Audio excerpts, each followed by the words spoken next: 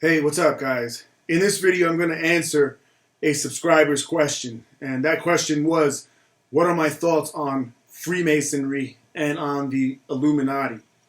Okay, so before I start the video, I'll tell you guys that I am not very familiar with either organization. Okay, aside from the common, stereotypical things that are said about them that I'm sure most of you have heard, I don't know anything in detail. I don't have any personal experience or knowledge about either or. Okay, Freemasonry, I have looked into in the past just out of curiosity, mainly because near my old house where I used to live, there was a Freemason lodge, and I remember being curious just about what the building was, and I looked into it and became aware that that's what it was. So, in reading about it, basically what I observe is that it's just like a club. It's a club, members only, like a fraternal thing. It's only for men. There are no women allowed. They're excluded. And they just meet up, basically. They go through a lot of ritualistic things. They have ceremonies. They have costumes that they wear. And they meet up and they have chapters all over the country and actually all over the world. Now, me personally, for me, I'm not down ever with rituals. I don't do rituals, I don't do ceremonies, and I don't do dress up, wearing any specific costume, never. Not to say that I won't get along with people who are parts of groups like that, but for me personally, I stand alone. Okay? I'm never going to be represented by one group or organization. I side with whichever person or group is right, and that's it.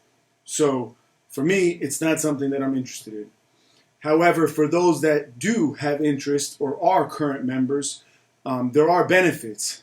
And the main benefit is obviously that you now, as a member, have a network who are basically friends of yours now that you can trust and that is worldwide. So you have access not only to people, but you also have access to opportunity as a result of all these different people that are in your group. So there are obvious pros in being involved. I do remember reading also that it is required that you believe in a higher power to become a member, but it doesn't specify which higher power. It doesn't differentiate between, Christians, Jews, Muslims, which are all allowed to be members of this group. Now, I think that for the majority of the members, let's say 99% of them, this is nothing other than what I said. It's a clubhouse. They get together on a weekly basis or however frequently, and they do their little rituals and ceremonies, and it helps these guys feel like they are a part of something, included in something, gives them a break from their regular life and lets them have a little fun, whatever. For me, that doesn't sound like fun, but that's what it is for the majority. For that other 1%, I think there's a different reality, whereas they really control things and they have a lot of power as a result of this great network that they've created of Freemasons, of club members. And they can use that power in many either good or bad ways. Again, I don't have personal knowledge, so I don't want to misspeak about it. I do know that they donate a lot of money, they do a lot of charitable work, and they donate millions and millions of dollars regularly. Okay? So there is some good that comes as a result of being a member of this size and type organization. They also wear, in addition to their costumes they wear, I've seen them wear fezzes, those funny looking Middle Eastern style hats. I'd never be caught dead wearing a fucking fez, but again, that's just me personally, not to criticize anyone else. Okay, so when it comes to Illuminati, it's a little bit different.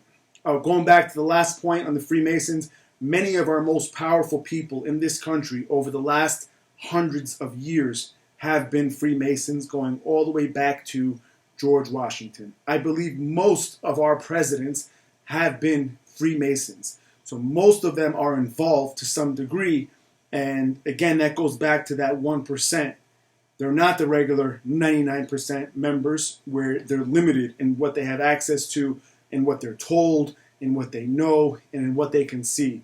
There's a hierarchy, a top level, and those are the real powerful people, which include presidents, business people, politicians, celebrities, etc. All right, now going to the Illuminati, it's different in the sense that there is not a clear definition. There is not a person who you can speak to who can give you a general description of the group, guidelines of the group, what they do, what their purpose is, and maybe even who some members are. Illuminati is more of a conspiratorial thing, where there's a lot of different stories out there about supposedly, what they do. Okay, so it's not actual fact. It's not something that can be verified. There's not an actual location. There's not an application process that you can go through to become a member, as there is for Freemasonry. I think that there is such a thing as Illuminati. Okay, that term, I would apply it to a very extreme minority of the population worldwide that controls things, that has the power, the money, and the ability to manipulate our entire world and the direction that society goes in. Okay? Now, those people at the very, very top, okay, that have this kind of power, it may sound crazy to you, and again, I don't know this for fact, but in my opinion, I believe that they share one very sick quality. And that quality is either that they molest children, they're involved in pedophilia and are pedophiles themselves, or they drink blood. And they believe that not only drinking blood, but other bodily fluids of people, especially children, empowers them in some way. And I remember I've read and I've come across this a couple times, and specifically, they believe that if you drink the blood or bodily fluid of a young child who is in mortal fear of death, who's very, very afraid, that transmission of the bodily fluid will empower them and give them special, strengths, basically, and abilities. It sounds like nonsense to me, but people do actually believe this, and I believe that this applies to those called Illuminati. The pedophilia thing, definitely.